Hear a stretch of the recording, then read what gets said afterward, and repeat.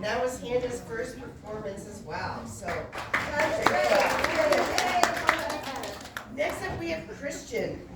And Christian is going to be playing a lovely carol called Carol of the Bells.